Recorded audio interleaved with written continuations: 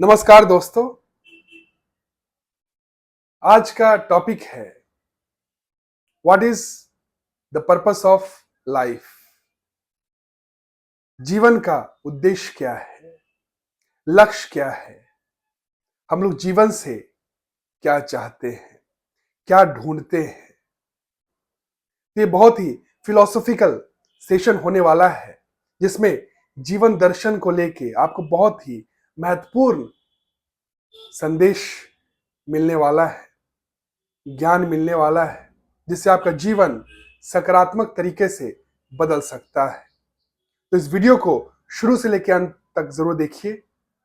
चलिए बात करते हैं। मनुष्य जो भी कर्म करता है, कर्म कर रहा है, चाहे वो जॉब कर रहा है, चाहे वो बिजनेस कर रहा है, चाहे वो पढ़ाई कर रहा है, चाहे वो फैमिली बसा रहा है, घर बसा रहा है, उस सभी कर्मों के पीछे उसका मूल उद्देश्य क्या है, वो क्या ढूंढ रहा है, क्या खोज रहा है, क्या चाहता है। जब इसको क्लोजली इन्वेस्टिगेट करेंगे, ऑब्जर्व करेंगे, तो मालूम चलेगा कि मनुष्य अपने सभी कर्मों से एक ही चीज चाह रहा है, और वो है अपना वजूद। वो अपने आप को ही खोज रहा है, वो अपने आप को ही ढूंढ रहा है, वो अपने आप को ही पाना चाह रहा है। और मनुष्य अपने स्वयं को दूसरों में पाना चाहता है, दूसरों में ढूंढता है, दूसरों में खोजता है, और इसी पे अपना और पराया का भेदभाव करता है। जिसमें वो अपने आप को दूसरों में देख पाता है उसे वो अपना कहता है, और जिसमें वो अपने आप को दूसरों में नहीं देख पाता उसे वो पराया कहता है। मनुष्य एक्सेप्टेंस चाहता है, दूसरों से अप्रूवल चाहता है, और इसीलिए कर्म करता है। एक्सेप्टेंस क्यों? क्योंकि तभी वो अपने आप को दूसरों में देख पाता है, अपना वजूद को देख पाता है। कोई भी मनुष्य निंदा के लिए कर्म नहीं करता है, कोई भी मनुष्य प्रशंसा के लिए कर्म करता है, प्रेज के लिए ही कर्म करता है, क्रिटिसिज्म के लिए कर्म नहीं करता है, क्योंकि वो अपना वजूद ढूंढता है, एक्सेप्टेंस चाहता है। और इस प्रक्रिया में वो फिजिकल तौर पे, फिजिकल लेवल पे सब कुछ बदलता है, सब कुछ करता है, और भागता है, दौड़ता है, कर्म करता है। लेकिन जो उसे मिलता है वो क्षणभंगुर होता है, उसका वजूद उसे मिल नहीं पाता है। वो अपने स्वयं को दूसरों में पा नहीं पाता है। क्यों? क्योंकि जो पाता है वो क्षणभंगुर होता है, वो टेम्पररी होता है, वो इल्यूजन होता है, वो भ्रम होता है, वो सत्य नहीं होता है, वो परिस्थिति पे आधारित होता है। जिस परिस्थिति में आप दूसरों के लिए स्वार्थ पूर्ति कर रहे हो, तब आप दूसरों में अपने स्वयं को देख पा रहे हो।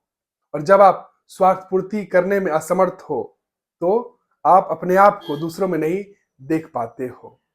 तो ये सिचुएशन डिपेंडेंस है, परिस्थिति पे डिपेंडेंट है, ये रिफ्लेक्शन मात्र है। इसको सही तरीके से समझने के लिए एक एग्जाम्पल लेते हैं। जैसे एक आईना है, मिरर है, उसमें सूरज की रोशनी पड़ रही है, तो हम लोग क्या समझते हैं कि वो रोशनी आईने से आ रही है। और असल बात क्या है? वो रोशनी सूरज से आ रही है। वो रोशनी आईने से नहीं आ रही है, आईने से जो आ रही है वो रिफ्लेक्शन है सूरज का।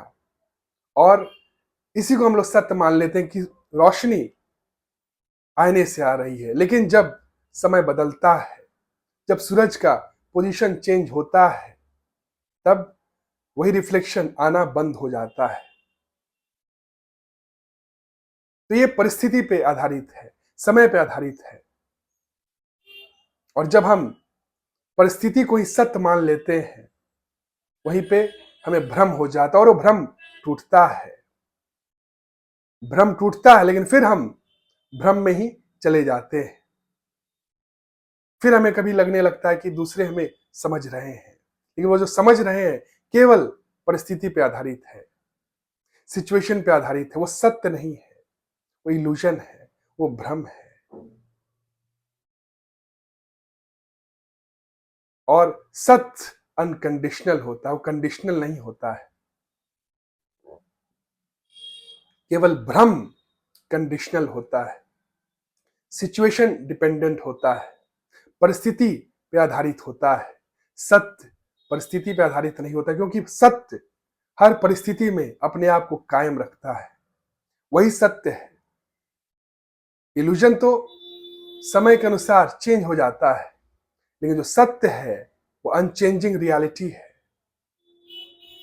उसमें सत्य कभी चेंज नहीं होगा।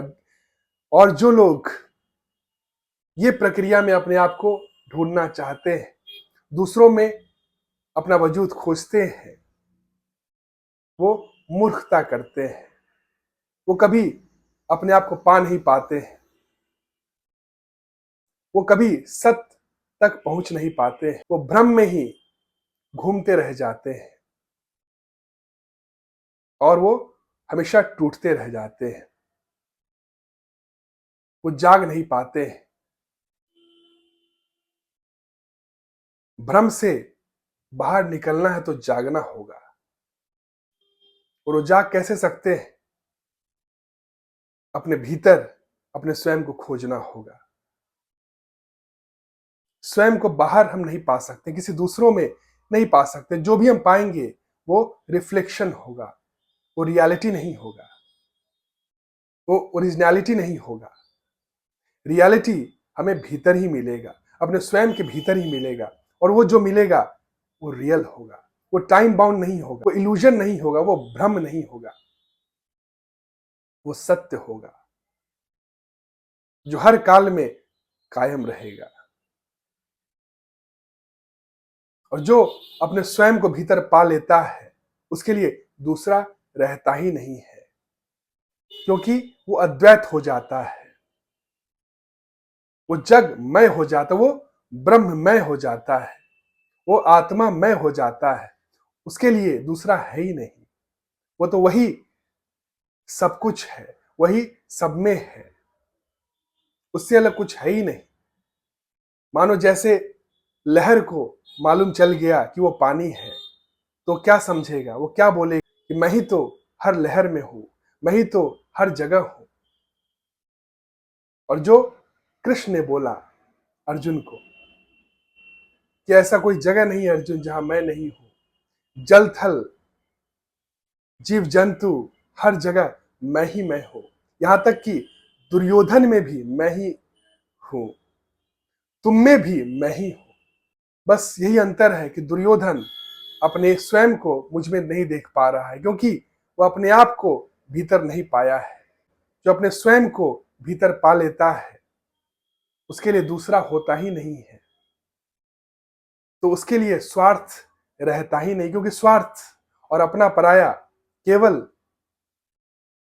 दूसरों पे आधारित होता है। जहां दूसरा है ही नहीं वहां स्वार्थ और अपना पराया की बात ही नहीं होती है। वहां तो जगमय हो जाता है, ब्रह्ममय हो जाता है, राममय हो जाता है, भगवानमय हो जाता है। वहां दूसरा है ही नहीं, वहां पे पूर्णता आ जाता है। वहां पे किससे एक्सेप्टेंस लोगे? वो तो एक्सेप्टेंस स्वयं में हो गया, वो तो वजूद आप पा लिए, अपने स्वयं को जान लिए, अपने आत्मा को जान लिए। वहां पे आप पूर्ण हो गए, पूर्णता को प्राप्त कर लिए। और जो इस स्थिति पे पहुंच जाता है, जो अपने स्वयं को अपने भीतर पा लेता है, वो आत्मस्थित हो जाता है, वो स्थित प्रज्ञ हो जाता है, वो बुद्ध हो जाता है, वो महावीर हो जाता है, वो कृष्णा कॉन्शियसनेस हो जाता है, वो भगवान हो जाता है, वो परम आनंद हो जाता है, वो सच्चित आनंद हो जाता है। फिर उसके लिए कर्म निष्काम कर्म हो जाता है, लीला हो जाता है, जहां पे उसे कुछ पाना नहीं है, पाना उसे होता है जिसे पूर्ण होना है।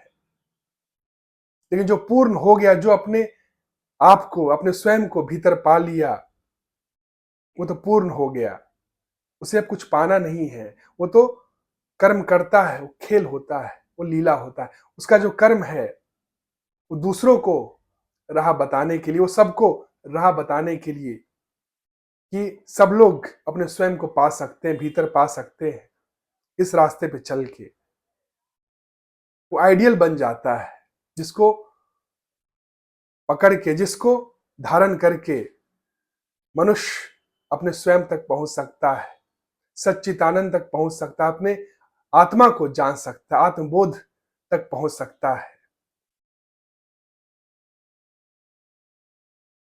तो उसका कर्म, कर्म होते हुए भी वो अकर्म है।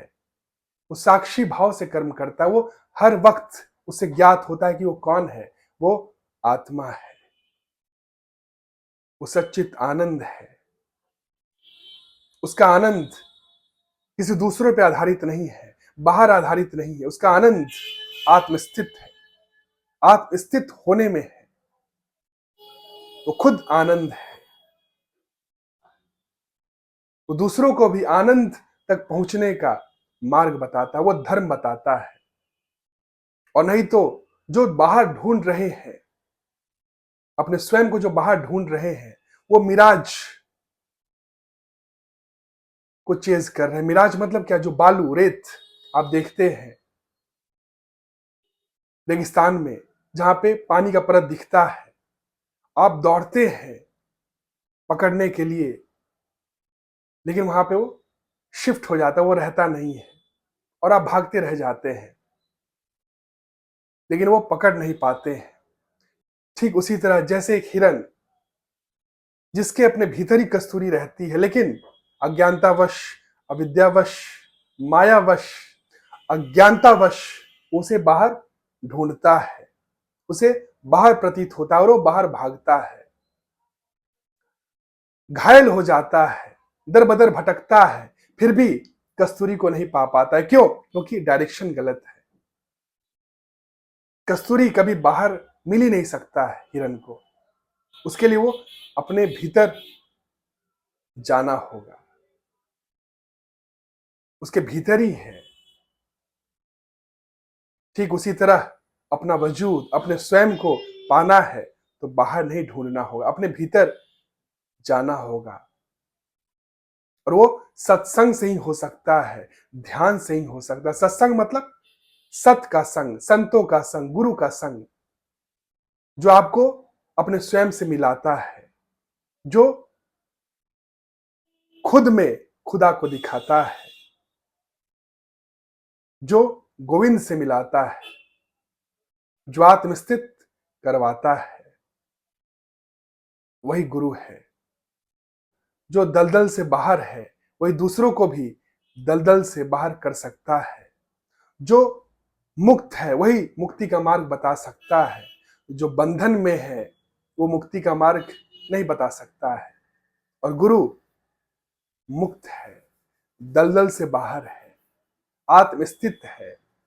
वही दूसरों को भी आत्मस्थित होने में मदद कर सकता है, क्योंकि उसका आनंद दूसरे पे आधारित नहीं है। उसका आनंद स्वयं में होना है। वो स्वयं ही सच्चित आनंद है। वो अपना वजूद स्वयं में पा लिया है। उसके लिए दूसरा है ही नहीं। वो तो एक ही है, एक ही सत्य है, जो एक ही सत्य है, एक ही सत्ता है, जो हर एक जीव में व्याप्त है। एक ही मैं, जो हर एक जीव से बोल रहा है, अलग अलग चेतना के स्तर पे। जड़ चेतन सब में वही मैं है, दूसरा है ही नहीं। वो पूर्णता है, वो पूर्ण है, वो पूर्ण होना है। तो जो भी बाहर ढूंढ रहे हैं, वो रिफ्लेक्शन है, वो परिस्थिति पे आधारित है, वो स्वार्थ पे आधारित है। जब तक आपसे स्वार्थ पूरा होगा, तब तक आप दूसरों में अपने स्वयं को देख पाओगे, तब तक आपके अपने होंगे और पराये होंगे।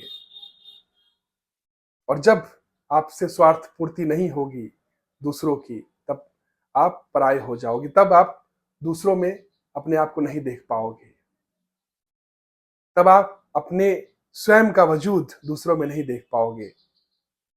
वो परिस्थिति पे आधारित है, वो समय पे आधारित है, वो सत्य नहीं, वो इल्यूजन है। जैसे फॉर एग्जाम्पल ऋषि सुनक अभी प्रेसिडेंट बन गए इंग्लैंड के, ये परिस्थिति है, पहले नहीं थे। जब परिस्थिति आया तो बहुत लोग उनसे जुड़ने लगे, बहुत लोग कहने लगे कि वो तो मेरे गांव का है, वो तो मेरे देश का है, वो तो मेरा रिश्तेदार है। सक्सेस के बहुत सारे मित्र होते हैं, रिश्तेदार होते हैं, अपने होते हैं, लेकिन फेलियर्स के कोई रिश्तेदार नहीं होते, कोई अपने नहीं होते, कोई दोस्त नहीं होते। सक्सेस जब होता है तो आप देखोगे बहुत सारे लोगों में आप अपने आप को पा सकते हो, और जब फेलियर्स होता है तो वही जो फैंस होते हैं वही आपसे मुंह मोड़ लेते हैं। आप अचानक उनमें अपने आप को नहीं देख पाओगे। तो ये भ्रम है कि आप पा लिए दूसरों में, आप दूसरों में पा ही नहीं सकते, चाहे वो सक्सेस हो या कुछ भी हो। जो रियल सक्सेस है वो बदलता नहीं है, जो बदल जाए वो भ्रम है, वो सत्य नहीं है। तो भ्रम से जागना होगा, अपने स्वयं को जानना होगा, और अपने स्वयं को जान के ही मनुष्य भ्रम से बाहर हो सकता है, अपना वजूद पा सकता है, सत्य को जान सकता है। और वो सत्य कभी बदलेगा नहीं, परिस्थिति पर आधारित नहीं होगा, वो सक्सेस और फेलियर्स के परे होगा। यही है। बाकी अगर आपको कोई भी क्वेश्चन हो तो आप बेहिचक कमेंट सेक्शन में पूछ सकते हैं, और वीडियो अगर अच्छा लगे तो लाइक, कमेंट और शेयर जरूर करें, ताकि और लोगों तक वीडियो पहुंच सके और लोग भी आपके द्वारा लाभान्वित हो सके। Thank you, have a nice day, प्रणाम।